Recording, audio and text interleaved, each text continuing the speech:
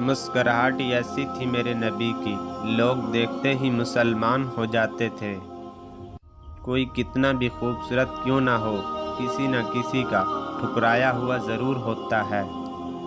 7 آسمانوں کے پار سفر کرتی ہیں تہجد کی دعائیں، کبھی مایوس نہیں کرتی۔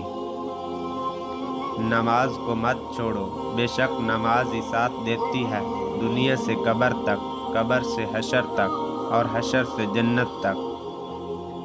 اللہ اس دل کو کبھی اپنے کن سے محروم نہیں رکھتا جو ٹوٹ کر بھی وقت تہجد اللہ کو منانا نہیں چھوڑتا۔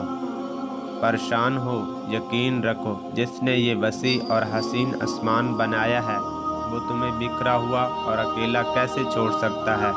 وہ رب اس سے بہتر تمہاری قسمت میں لکھ رہا ہے۔ جب وہ راضی ہوتا ہے تو ہر چیز کا وسیلہ بنا دیتا ہے۔ صبر، شکر، الحمدللہ، جب یہ 3 باتیں دل میں آ گئیں تب آزمائشیں بھی ختم ہو جائیں گی۔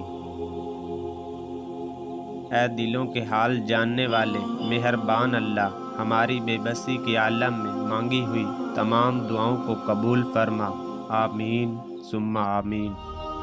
جو نصیب میں لکھا ہوتا ہے وہ ضرور ملتا ہے، کب، کہاں اور کیسے یہ صرف میرا اللہ جانتا ہے۔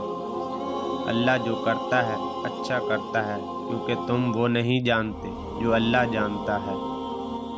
یا اللہ، جب میں مایوس ہو جاؤں تو میری مدد فرما، کیونکہ میری زندگی کے بارے میں تیرے فیصلے میری خواہشوں سے بہترین ہیں، آمین ثم آمین۔